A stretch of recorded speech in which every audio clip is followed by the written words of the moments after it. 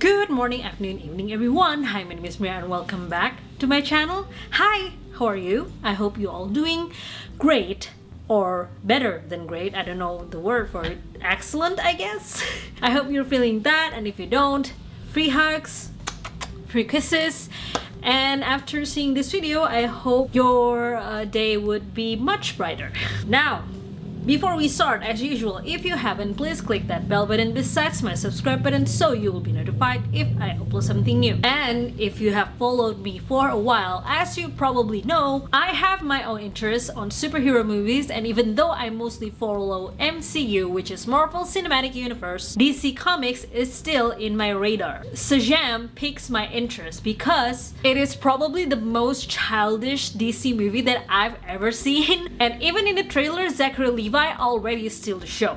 But is it as good as other DC movies out there?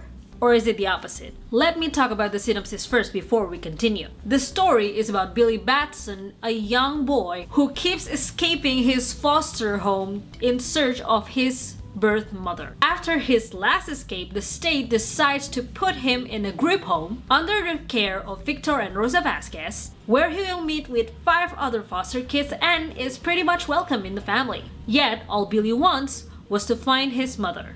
While doing that, as he tried to run away after helping one of the foster kids named Freddy, Billy stumbled upon something magical. His journey was interrupted by Shazam, some kind of wizard, and he was choosing his new champion. Shazam eventually gave his power to Billy, transforming the little boy to a strong adult superhero. Shazam. Wait, for real? Say, okay! Shazam?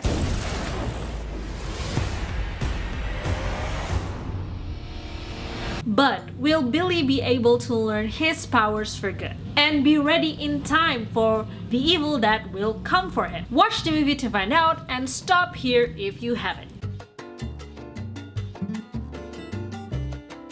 The beginning of the movie confused me a little. My thoughts were running as I saw young Sivana, which is the main villain, apparently, tries to be Shazam's champion but failed. And then I finally understood what was going on. This also prompts the storyline very easily. We can get the picture that this will be a classic fight between good and evil. The expectation is built, and as I follow the story, it is pretty much in line with my expectations. But it also made me realize that this is the first DC movie without any dark tones in it. And maybe that's why some people dislikes this movie or even thought it was bad, because it was so different than any other DC movies. But I don't mind.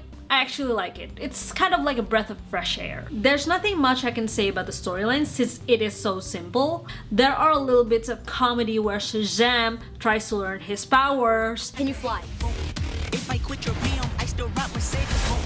If I quit this season, I still be the greatest. You okay? Why are you talking? And this movie clearly tries to harness that comedy to make this movie interesting. And he constantly changed from superhero to a teenager and then the superhero again, and it's charming.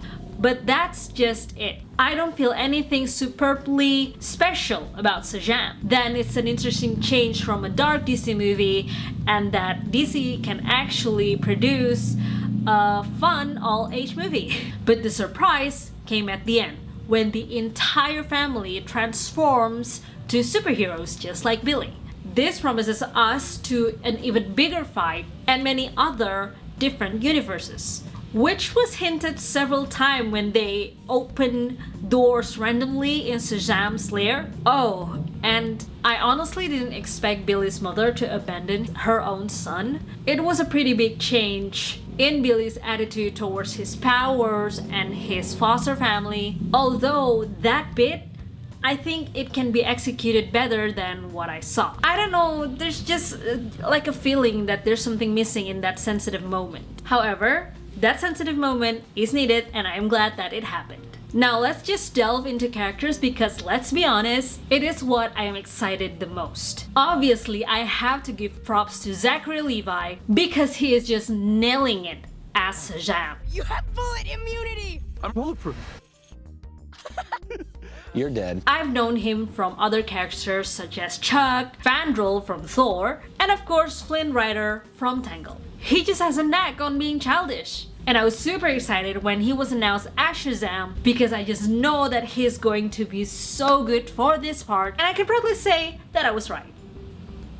He delivered this role perfectly, and I cannot wait for him to interact with other DC characters. The child actor that got my attention is the one that played Freddy because I think he has the most uniqueness and heart. It broke my spirit when I learned that he actually wants to be a superhero because he has a physical disability, and I am so happy when he's being himself, just loud and obnoxious and not afraid to say what he wanted to say. That's crazy, right? And as a villain, Sivana came out as pathetic to me, but I will let it slide because I think that's how his character is supposed to be. So, should you watch this movie? If Avengers Endgame didn't bulldoze this movie from the theaters, then you should definitely watch it because it is a breath of fresh air in the Disney universe. It's simple, it's easy to follow, it's fun and entertaining even though the storyline and the characters are pretty much readable from the very beginning. Just watch it to have some fun and don't expect anything too overcomplicated.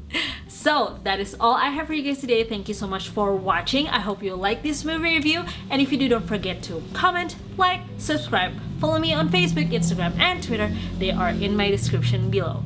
Thank you again so much for watching. Thank you for being here. Thank you for watching my videos, even though sometimes it's short, sometimes it's long, sometimes I'm speaking English, and sometimes I'm speaking Indonesian. I'm blabbering. Just thank you. And I will see you next time. Bye!